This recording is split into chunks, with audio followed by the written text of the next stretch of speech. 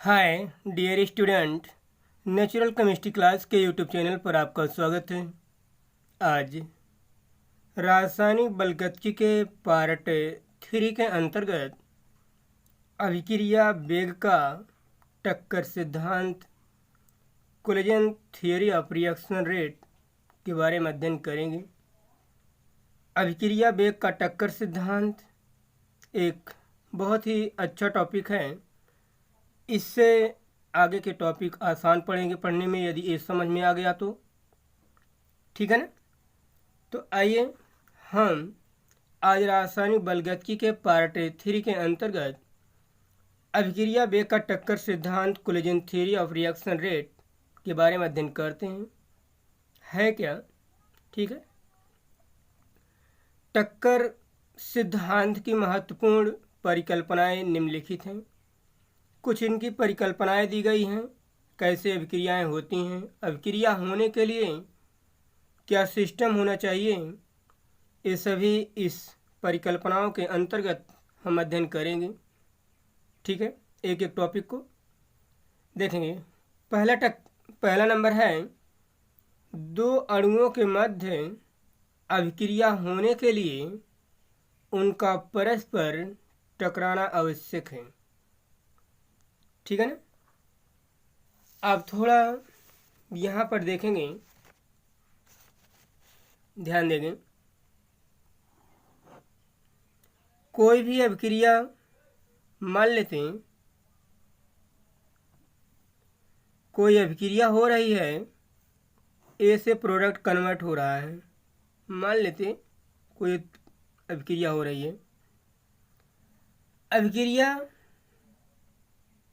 जो पहला नियम ये कहता है कि यदि अभिक्रिया होनी है तो यहाँ पर दो अणुओं के मध्य टक्कर होना आवश्यक है। मान लेते दो मॉलिक्यूल हैं, ए और बी।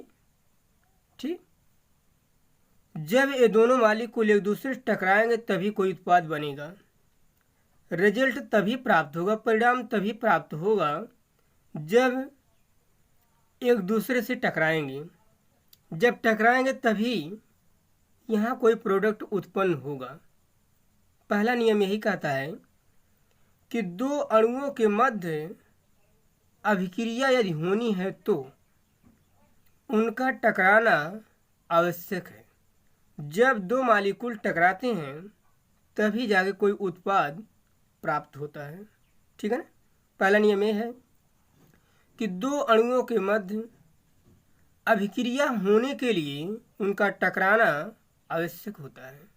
जब वो टकराते हैं तभी उत्पाद बनता है ना। तभी हार और जीत होगी। जब दो लोग एक दूसरे से टकराते हैं तभी हार और जीत होती है। सिंगल तो परिणाम निकलेगा नहीं। ठीक है ना। दूसरा नियम ये कहता है कि जो ये मॉलिक्यूल टकराते हैं, सभी मॉलिक्यूल के टकराने से उत्पाद नहीं बनता है। कुछ मॉलिक्यूल ऐसे होते हैं जिनके टकराने से उत्पाद नहीं बनता है ना। इसका मतलब उत्पाद जब मतलब कि टकराने के फलस्वरूप अभिक्रिया जब नहीं होगी तो कोई उत्पाद यहाँ पर प्राप्त नहीं होगा।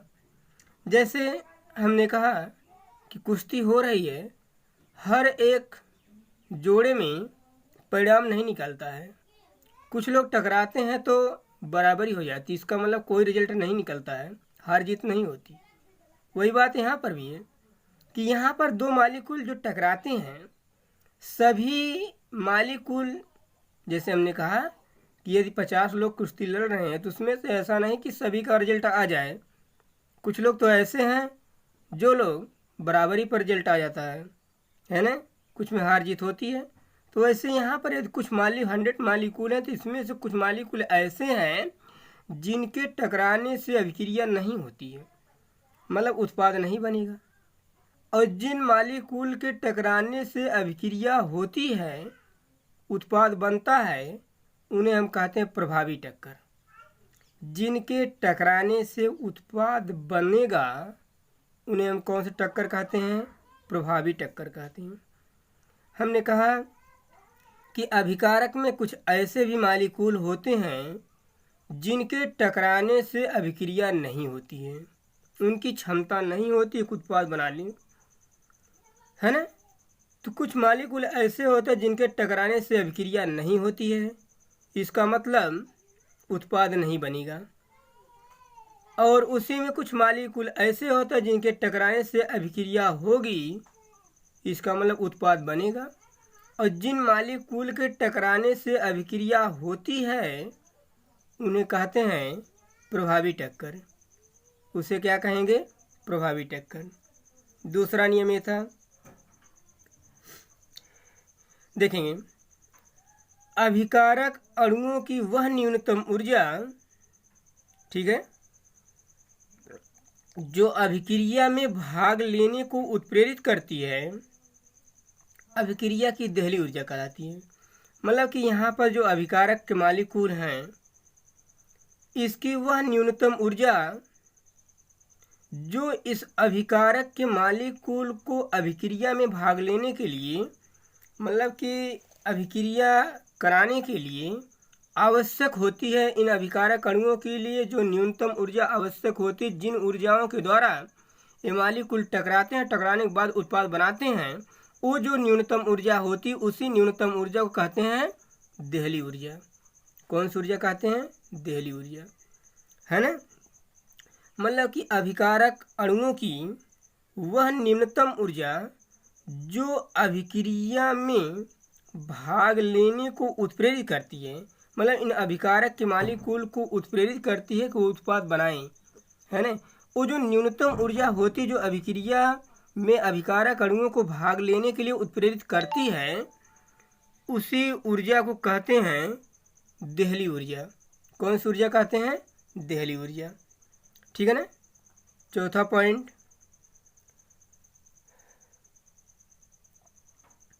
देखें चौथा पॉइंट ये है कि अभिकारक के मालिक्यूल को, ठीक है, अभिकारक के अणुओं को वह न्यूनतम अतिरिक्त ऊर्जा जो अणुओं को अभिक्रिया में भाग लेने के लिए उत्प्रेरित करती है, संक्रियण ऊर्जा कहते हैं।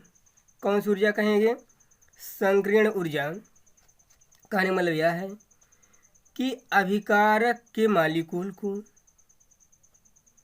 अभिक्रिया में भाग लेने के लिए वह न्यूनतम ऊर्जा जो अभिक्रिया कराने के लिए आवश्यक होती है, उसे कहते हैं संक्रियण ऊर्जा। मतलब जिन ऊर्जा के द्वारा ये मालिक्यूल एक दूसरे से टकरा के उत्पाद बनाते हैं, वो जो ऊर्जा होती है उस ऊर्जा को कहते हैं संक्रियण ऊर्जा। कहने मतलब यह है कि अभिकारक अणुओं के लिए आवश्यक वह न्यूनतम अतिरिक्त ऊर्जा जो अणुओं को अभिक्रिया में भाग लेने के लिए उत्प्रेरित करती है, संक्रियण ऊर्जा कहलाती है। मतलब इन अभिकारक के मालिक्यूल को अभिक्रिया संपन्न कराने के लिए जो न्यूनतम ऊर्जा की आवश्यकता होती है, जिन न्यूनतम ऊर्जा के द्वारा ये मालिक्यूल एक दूसरे टकरा के उत्पाद बनाते हैं, उस न्यूनतम ऊर्जा को कहते हैं संक्रियण ऊर्जा। क्या कहते हैं? संक्रियण ऊर्जा। पांचवा पॉइंट, अणुओं को संक्रियण ऊर्जा टक्करों के फलस्वरूप प्राप्त होती। देखें जो यहाँ पर मालिक्यूल हैं, ये मालिक्यूल जब एक दूसरे से टकराते हैं तभी इनको संक्रियण ऊर्जा प्राप्त होती है। अगर एक दूसरे ये अस्थायी हैं, टकरा ही नहीं रहे हैं, तो उत्पाद कहाँ से प्राप्त होगा? मतलब दो लोग हैं और इनके पास कितनी भी ऊर्जा रहे, लेकिन यदि ये दोनों मालिक्यूल एक दूसरे से टकराएंगे ही नहीं तो उत्पाद कहाँ से प्राप्त होगा, है ना। तो मतलब जब ये एक दूसरे से टकराते हैं तभी वो संक्रियण ऊर्जा उत्पन्न होती है, तभी एक दूसरे के मतलब कि टकराने से तभी इनमें संक्रियण ऊर्जा उत्पन्न होती है, जो संक्रियण ऊर्जा आवश्यक होती है अभिक्रिया होने के लिए। जब ये दोनों मालिक्यूल एक दूसरे से टकराते हैं तभी उत्पाद बनता है, मतलब तभी संक्रियण ऊर्जा का फॉर्मेशन होता है। तो अणुओं को संक्रियण ऊर्जा टक्करों के फलस्वरूप प्राप्त होती है। जब मालिक्यूल एक दूसरे से टकराएंगे तभी संकीर्ण ऊर्जा का फॉर्मेशन होता है। ठीक है ना। छठवां पॉइंट, संकीर्ण ऊर्जा कैलोरी प्रति मोल में व्यक्त की जाती है। इसका जो मात्रक है वो कैलोरी प्रति मोल होता है। संकीर्ण ऊर्जा का मान कैलोरी प्रति मोल होता है। ठीक है ना, उसमें व्यक्त की जाती है। सातवां पॉइंट, किसी अभिक्रिया के लिए, कोई भी अभिक्रिया हो रही है, किसी भी अभिक्रिया के लिए संकीर्ण ऊर्जा का मान निश्चित और स्थिर होता है, जो अभिक्रिया के ताप तथा अभिकारकों की सांद्रता पर निर्भर नहीं करता है। ठीक है। जो यहाँ पर संकीर्ण ऊर्जा का फॉर्मेशन होता है दोनों मालिक्यूल के टकराने से, इन दोनों मालिक्यूल के टकराने से जो संकीर्ण ऊर्जा का फॉर्मेशन होता है वह निश्चित होता है और किसी अभिक्रिया के ताप और अभिकारक पर डिपेंड नहीं करता है ना। ये दोनों मालिक्यूल जो होते हैं अभिक्रिया के लिए, संकीर्ण ऊर्जा का मान इनके लिए निश्चित होता है चाहे जो अभिक्रिया हो, और ये जो संकीर्ण ऊर्जा का मान होता है ताप तथा अभिकारकों की सांद्रता पर निर्भर नहीं करता है। आठवां पॉइंट, जो धन उत्प्रेरक होते हैं वो अभिक्रिया की संकीर्ण ऊर्जा का मान कम कर देते हैं, घटा देते हैं, जिससे अभिक्रिया का वेग बढ़ जाता है। संकीर्ण ऊर्जा ऐसे हम इंडिकेट करते हैं, जैसे मान लेते हैं यहाँ पर P+Q अभिकारक है, जब उत्प्रेरक प्रयोग हुआ तो एक पद बनता है और जब उत्प्रेरक प्रयोग नहीं हुआ तो एक पद बनता है। जो उत्प्रेरक नहीं प्रयोग हुआ था तो P+Q संयोग करके इस रास्ते से यहाँ उत्पाद बनाते थे, है ना। लेकिन जब उत्प्रेरक प्रयोग हुआ तो ये रास्ता जो है, ये पथ जो है कम हो जाता है, संकीर्ण ऊर्जा का मान कम कर देता है। ये संकीर्ण ऊर्जा का पथ है। आप बताएं अब ये P+Q संयोग करके इस रास्ते से अधिक समय लेगा कि इस रास्ते से अधिक समय लेगा। तो यहाँ पर जब संकीर्ण ऊर्जा का मान कम हो जाता है तो P+Q संयोग करके उत्पाद आसानी से बना लेते हैं, जल्दी बना लेते हैं। जो मालिक्यूल इस रास्ते को तय नहीं कर पाते हैं वो मालिक्यूल अब धन उत्प्रेरक संकीर्ण ऊर्जा के मान को जब कम कर देता है, पद को कम कर देता है, तो यहाँ के जो मालिक्यूल जिनकी ऊर्जा कम होती है वो भी संयोग करके इस रास्ते से उत्पाद क्या करते हैं, बना लेते हैं। और जब धन उत्प्रेरक संकीर्ण ऊर्जा के मान को कम कर देता है तो अभिक्रिया का वेग बढ़ जाता है। ठीक है ना। जो अभिक्रिया का वेग होता है, 9 पॉइंट, जो अभिक्रिया का वेग होता है प्रभावित टक्करों की प्रति लीटर सेकंड पर निर्भर करती है। जितने अधिक प्रभावित टक्कर होंगे यहाँ पर, ठीक है, जितने अधिक प्रभावित टक्कर होंगे उतना ही अभिक्रिया का वेग अधिक होगा, क्योंकि जो वेग होता है वो डिपेंड करता है अभिकारक की सांद्रता पर। जो अभिकारक की सांद्रता है, यहाँ पर जो टकराने वाले मालिक्यूल हैं वो टकराने वाले अणुओं की संख्या, यदि जो प्रभावित टक्कर हो रही है, यदि प्रभावित टक्करों की संख्या अधिक है तो अभिक्रिया का वेग अधिक होगा, क्योंकि जो वेग होगा वो डिपेंड करता है सांद्रता पर, और वो सांद्रता पर डिपेंड करता है जो मालिक्यूल टकराने के बाद उत्पाद बनाते हैं, है ना। तो जो प्रभावित टक्करों की संख्या अधिक होगी तो अभिक्रिया का वेग क्या होगा, अधिक होगा। मतलब कि ऐसे मालिक्यूल जो टकराने के बाद उत्पाद बनाते हैं उनकी संख्या अधिक है तो अभिक्रिया का वेग क्या होगा, अधिक होगा, क्योंकि जो वेग होगा वो डिपेंड करेगा प्रभावी टक्कर पर। मतलब ऐसे मालिक्यूल जिनके टकराने से उत्पाद बनता है, जो प्रोडक्ट बनाते हैं, है ना, जो प्रोडक्ट बनाते हैं उन्हें कहते हैं प्रभावी टक्कर, जिनके टकराने से उत्पाद बनता है। तो इन सभी नियमों को देखते हुए ये सभी अभिक्रियाएं होती हैं। अभिक्रिया होने के लिए क्या फॉलो होना चाहिए, कैसे अभिक्रिया होती, कैसे मालिक्यूल टकराते हैं तब उत्पाद बनता है, कौन सी ऊर्जा आवश्यक होती है तब जाके उत्पाद बनाते हैं। कुछ मालिक्यूल ऐसे होते हैं जो टकराने के बाद उत्पाद नहीं बनाते हैं तो उत्पाद नहीं बनता है, प्रभाव उसे हम कहते हैं अभिक्रिया नहीं होती है। तो ये सभी टक्कर सिद्धांत हैं जिसका हमने नोट्स यहाँ पर लिखा है। आप स्टेप वाइज एक एक करके लिख लेंगे स्क्रीनशॉट लेके, ठीक है। हम उसको एक बार आपको पुनः बता देते हैं। पहला नंबर हमने बताया कि दो अणुओं के मध्य अभिक्रिया होने के लिए उनका परस्पर टकराना आवश्यक है। पहला नियम हमने बताया।